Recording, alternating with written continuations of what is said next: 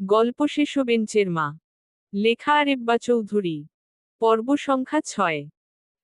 নাহিদ দীর্ঘশ্বাস ফেলে ধীরে বলল, মানিয়ে নাও না নিশি, একটু সহ্য করো। নিশি যেন মুহূর্তেই জ্বলে উঠল। কি মানিয়ে নেব? বলো, ঠিক কি মানিয়ে নেব আমি? তোমার মা যদি আমাকে নিয়ে প্রতিটা মুহূর্তে ঠোকাঠুকি করে, অপমান করে, সেটাই কি মানিয়ে নিতে বলছো? নাহিদ কণ্ঠ নিচু করে বলল, তোমার মা এমন হলে তুমি কি করতে? ফেলে দিতে?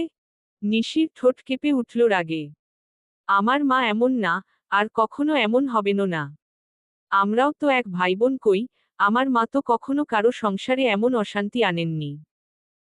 নাহিদ তীক্ষ্ণ দৃষ্টিতে তাকিয়ে উত্তর দিল, সবাই কি সমান হয় নিশি? সব মানুষ কি একই রকম? স্বভাব, সহনশীলতা, অভ্যাস সবই তো আলাদা হয়। নিশি এবার কিছুটা কঠিন স্বরে বলল, সেজন্যই তো বলছি নাহিদ, তুমি সিদ্ধান্ত নাও। তুমি হয় উনাকে নিয়ে থাকো, না হয় আমাদের নিয়ে থাকো। এভাবে দুই নৌকায় পা দিয়ে চলা যায় না। নাহিদ দীর্ঘশ্বাস ছেড়ে বলল, নিশি কেন এমন করছো?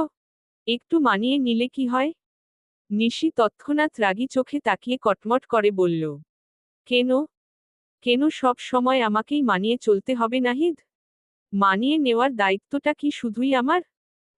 নাহিদ ক্লান্ত গলায় বলল, অশান্তি না করে একটু মানিয়ে নিলে কি হয় তোমার? তুমি কি চাও না, দিন শেষে আমি একটু স্বস্তির নিঃশ্বাস নিই? বিশ্বাস করো, আমি মাঝখানে পড়ে যাচ্ছি, একদিকে মা অন্যদিকে তুমি। নিশি শ্বাস টেনে বলল, তোমার মায়ের জন্যই তো সব সমস্যার শুরু। উনি যদি আমাকে একটু ভালোবাসা দিতেন, নিজের মেয়ের নজরে দেখতেন, নিজের সীমা জানতেন, তাহলে এমন কিছু হতো না। নাহিদ নিচু স্বরে বলল, নিশি, আমি সত্যি মনে করি মা মানসিকভাবে স্বাভাবিক নন। উনার বয়স, পরিস্থিতি সবকিছুই তাকে বদলে দিয়েছে। নিশি তাচ্ছিল্যের হাসি হেসে বলল, তার দায়ভার কি আমার? নাহিদ শান্ত গলায় বলল, তোমার নয়, আমার। মানে? নিশির কণ্ঠে তীব্র অবাক ভাব। নিশি, তুমি তো জানো, আমার কোনো ভাইবোনই বাঁচত না। হয় গর্ভেই মরে যেত, নয়তো জন্মের সঙ্গে সঙ্গেই মারা যেত। আমার জন্মের পর আমার মা এত খুশি হয়েছিলেন যে পুরো গ্রামে মিষ্টি বিতরণ করলেন। আমার বাবা ভীষণ সহজ সরল মানুষ। এক চাচি মজা করেই বাবাকে বলেছিলেন, এই শীতের রাতে যদি পুকুরে 101টা ডুব দিতে পারো, তবে ছেলে দীর্ঘজীবী হবে। সেই রাতে বাবা পুকুরে নেমে সত্যিই 101টা ডুব দিয়েছিলেন, যার ফলাফল রাতেই ভু ভু করে জ্বর এলো শরীরে। সেই শরীর কাঁপানো জ্বর পুরো 7 দিন ছিল। শুধু তাই নয়, আমায় নিয়ে যে যেটা করতে বলতো মা বাবা সেটা করতেই প্রস্তুত ছিলেন। আমি মা বাবার অনেক আদরের ছেলে। আমার খাবারের থালা মা সব সময় ভরা রাখতে পছন্দ করতেন, আমার আগে কারোর খাওয়া ছিল নিষিদ্ধ। আমি বড় হবার পরেও বাবা আমাকে কোনো কাজের কথা বলতে পারতেন না, বাবা যদি কাজের কথা বলতেন, মা রেগে বলতেন, আমার ছেলে কাজ করবে কেন? তুমি কি আমার ছেলেকে মেরে ফেলতে চাও? আমি যদি নিজে থেকেও কোনো কাজ করি, মা তখন কেঁদে কেটে অস্থির হয়ে যেতেন। আমি অসুস্থ হলেই মা পাগলের মতো আচরণ করতেন। আমার ছোট ছোট অসুখে মা এটা সেটা মানত করতেন, কখনো নজর লাগবে ভেবে পানি পড়া খাওয়াতেন, কখনো রাত জেগে মাথার কাছে বসে সূরা পড়ে ফু দিতেন। মায়ের অনেক গহনা ছিল, আমি যখন অসুস্থ হতাম, মা মসজিদে বা গরিব লোকদের মধ্যে কখনো নিজের নাকফুল, কখনো হাতের চুড়ি, কখনো গলার চেইন পর্যন্ত দিয়ে দিতেন।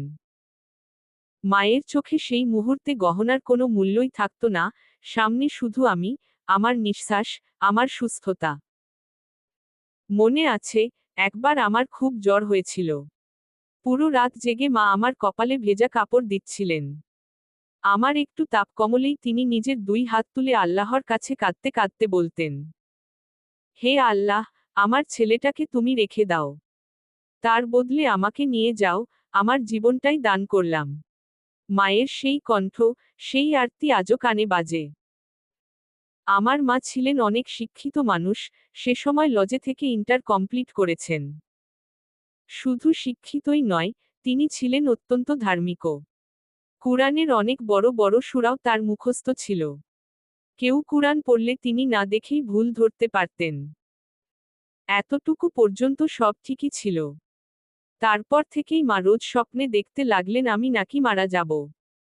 রাতভর মা ঘুম ভেঙে কাঁদতেন, অস্থির হয়ে উঠতেন, পাগলের মতো বাড়ির এদিক ওদিক ছুটে বেড়াতেন। বাবার সঙ্গে রোজ ঝগড়া করতেন। তুমি আমার ছেলেকে মেরে ফেলতে চাও। এ কথাটা তিনি চোখ ধাঁধানো আতঙ্ক নিয়ে বারবার বলতেন। কয়েকদিন পর তিনি স্বপ্ন দেখেছিলেন নাকি কেউ তাকে কিছু বলেছিল তা আমরা কেউই জানি না। কিন্তু সেদিনের পর মা যেন পুরোটাই বদলে গেলেন। যে মানুষটা ৫ ওয়াক্ত নামাজ না পড়লে অস্থির হয়ে যেতেন, যে মানুষটার ঠোঁটে সবসময় কুরআনের আয়াত ঝরত, সেই মানুষটাই হঠাৎ নামাজ শব্দটাই শুনতে চাইতেন না।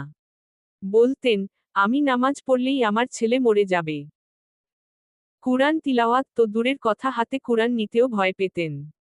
আরও ভয়ঙ্কর হল, মা গোসল করা ছেড়ে দিলেন। মাসে একদিন গোসল করেছেন কিনা তাও বলা মুশকিল। বাবা, চাচি, ফুফু কেউ তাকে বোঝাতে পারত না। কারোর কথাই তার কানে পৌঁছাত না। পরনের শাড়িটা ধীরে ধীরে নোংরা হয়ে দুর্গন্ধ ছড়াত। চুল এলোমেলো, চোখ লাল, মুখ শুকনো, মাকে আর আগের সেই সুন্দর, পরিপাটি, শিক্ষিতা, ধার্মিক নারী হিসেবে চিনতেই পারা যেত না। আমি তখনই বুঝলাম, মা শুধু ভয় পেয়েছেন তা নয়, মা ভেতর থেকে ভেঙে গিয়েছেন। আমি অনেক যত্নে, অনেক বোঝানোর চেষ্টা করে, দিনের পর দিন তার পাশে বসে কথা বলে, কখনো মমতা দিয়ে, কখনো ধৈর্য দিয়ে, তাকে ভয় থেকে টেনে বের করার চেষ্টা করতাম। অবশেষে অনেক সময় পর মা সেই ভয়ানক ধারণা থেকে ধীরে ধীরে বেরিয়ে আসতে পেরেছিলেন। তবুও তার চোখের সেই অসহায়তা, আমার জন্য তার সেই শ্বাসরুদ্ধকর ভয়, আজও আমি ভুলতে পারি না। এরপর বাবার বয়স বাড়তে লাগল। চোখের কোণের ভাঁজগুলো গভীর হল, হাতের শক্তি কমতে লাগল। আগের মতো দিনমজুরের কাজ আর তেমন করতে পারতেন না। সংসার তখন খরচের বোঝায় ভারী, আর ঠিক সেই সময়ই বাবা চাইলেন ছেলেটা সামান্য হলেও কিছু একটা শিখুক, একটু কাজ করুক, ভবিষ্যতে নিজের ভরসা যেন নিজেই হতে পারে। কিন্তু মায়ের কাছে আমি যেন দুধের শিশুই রয়ে গেলাম আজীবন। কঠোর গলায় বললেন, আমার ছেলে কোনো কাজ করবে না। তার শরীর এসব নিতে পারবে না। তুমি যতটুকু পারো করো, আমি তাতেই সংসার চালিয়ে নেব। বাবা দীর্ঘশ্বাস ফেলে শান্তভাবে বললেন, দেখো নূরজাহান, পড়ালেখার পাশাপাশি ও যদি গাড়ি চালানো শেখে, ভবিষ্যতে কাজে লাগবে। নূরজাহান যেন বজ্রাঘাতে কেঁপে উঠে বললেন, আমার ছেলেকে মেরে ফেলতে চাও? রাস্তায় গাড়ির অ্যাক্সিডেন্ট হয়, তুমি কি জানো না? বাবা ক্লান্ত চোখে বললেন, তাহলে ইলেকট্রিকের কাজ শিখুক। এই কথায় নূরজাহান প্রায় চিৎকার করে উঠলেন। কারেন্টে শোকট খেয়ে মরুক, এইটুকুই কি বাকি ছিল তোমার মুখে বলার? বাবা স্থির স্বরে বললেন, তাহলে দোকানে বসতে দাও। অন্তত এটুকু কাজ করলে কোনো ক্ষতি হবে না। এভাবে তো সংসার চলবে না, নূরজাহান। আজ আছি, কাল থাকবো না। আমার পরে তখন কি করবে? নূরজাহান চোখের পানি ফেলে বললেন, তখনও আমি নিজেই কাজ করব। আমি কি কখনো আমার ছেলেকে একা ছাড়তে পেরেছি? যখন সে স্কুলে গেছে, কলেজে গেছে, সব জায়গায় আমি তাকে নিয়ে গেছি। স্কুলে ঢুকিয়ে দিয়ে নিজে বেঞ্চে বসে অপেক্ষা করেছি ঘন্টার পর ঘন্টা।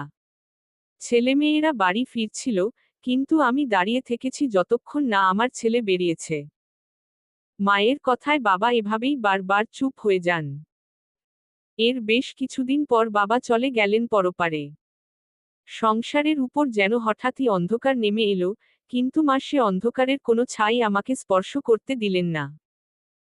ঘরে অভাব থাকুক বা না থাকুক, আমার খাবারের থালা সবসময় ভরাট থাকত।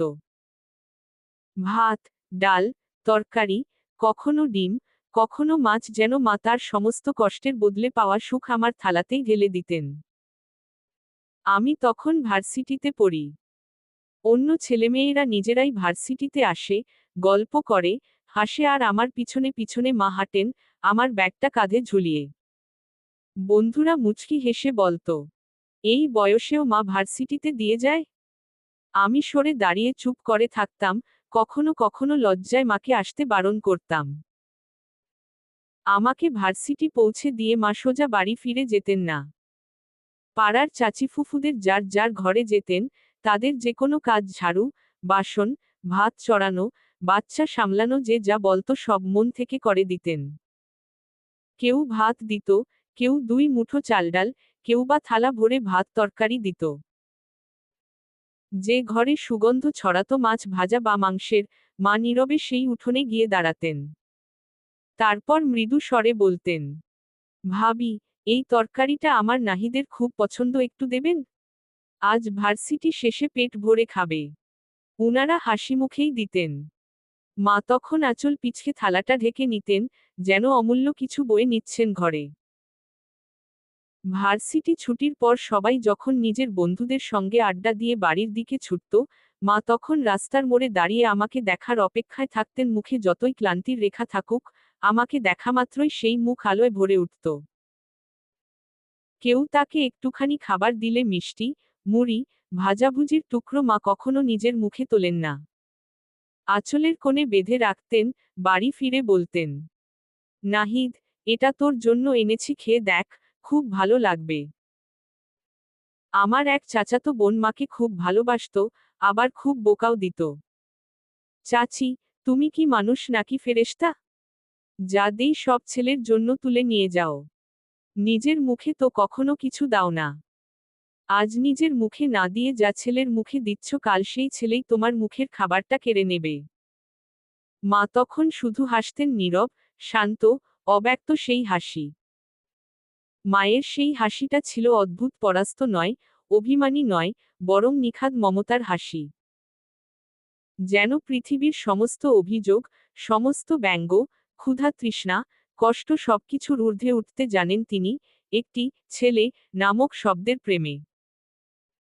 চাচাতো বোনের বকুনির পরও মা থেমে যেতেন না।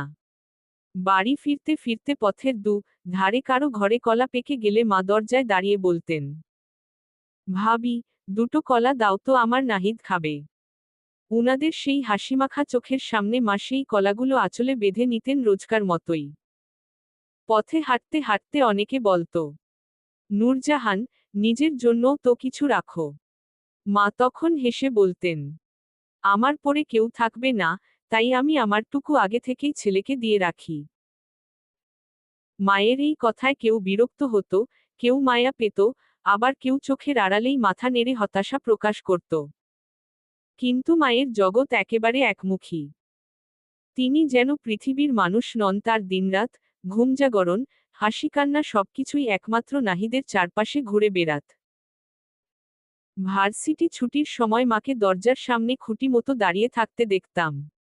গরমের দুপুরে তার শাড়ি ভিজে যেত ঘামে, শীতের সকালে হাত পা জমে যেত ঠান্ডায়। তবুও মা কখনো বসে থাকতেন না, কারণ বসলে নাকি ঘুম এসে যাবে, আর ঘুমিয়ে পড়লে ছেলে বাইরে দাঁড়িয়ে থাকবে। আর আমি তখন এসব বুঝতাম না। মনে হতো এত আদর, এত কান্না, এত মানত, এগুলো কি সত্যিই প্রয়োজন ছিল? কোনো কোনো দিন ভার্সিটি থেকে ফিরতে একটু দেরি হলেই মায়ের মুখ বিবর্ণ হয়ে যেত। দরজার পাশে দাঁড়িয়ে কাপা গলায় বলতেন, ভেবেছিলাম কিছু হয়েছে নাকি, তারপর আমার হাত ধরেই আঁচল দিয়ে মুখ মুছতেন, যেন আমিই তার শ্বাস। চাচিরা বলতেন, নূরজাহান, নিজের জীবনটা এভাবে ছেলে ছেলে করে কাটালে হবে? মা বিন্দুমাত্র রাগ করতেন না। শুধু নরম স্বরে বলতেন, ও একা হলে আমি থাকতে পারবো না। আল্লাহ আমার সব সুখ দুঃখ এক জায়গায় দিয়ে দিয়েছেন, সেটা আমার ছেলে। এভাবে দিনের পর দিন, মাসের পর মাস, মায়ের এই অদ্ভুত, সীমাহীন, প্রায় পাগলামিসন্ধানী ভালোবাসা চারদিকে ছড়িয়ে থাকত। উনি কখনো নিজের মুখে খাবার তুলতেন না, নিজের অসুখ লুকোতেন। কখনো রাত জেগে কাঁথার কোনা সেলাই করতেন, শুধুই কাঁথা বিক্রি করে ছেলের ভার্সিটির খরচ দিবেন বলে। আশপাশের মানুষ বলতেন, নূরজাহান, তোমার এই বাতিক একদিন তোমাকেই ধ্বংস করবে।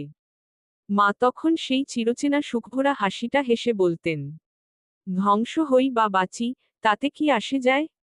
আমার ছেলে বাঁচলেই আমার জগৎ পূর্ণ। মায়ের এই ভালোবাসা এতটাই একাগ্র, এতটাই উন্মত্ত ছিল যে মাঝে মাঝে মনে হতো তিনি যেন শুধু মা নন, তিনি এক প্রবল ঝড় যার লক্ষ্য শুধু আমি। আর তার এই অতিরিক্ত ভালোবাসাই ধীরে ধীরে তাকে অন্যদের থেকে পৃথক করে দিল। মানুষ তাকে বুঝত না, সমর্থন করত না। তবুও তিনি নিজের বিশ্বাসে অটল ছিলেন। ছেলেই তার পৃথিবী, ছেলেকে ঘিরেই তার জীবন। আপনারা যারা আমার পেজে নিয়মিত অ্যাক্টিভ থাকেন, তারা নিশ্চয়ই আমার মায়ের অ্যাক্সিডেন্টের বিষয়টি জানেন। তাই এই কয়েকদিন কোনো গল্প দিতে পারিনি। দয়া করে এই নিয়ে প্রশ্ন করবেন না। একটু সময় দিন, সব ঠিক হলে আবার আগের মতোই লিখব। চলবে। গল্পটা কেমন লাগলো জানাবেন ও সাবস্ক্রাইব করতে ভুলবেন না প্লিজ।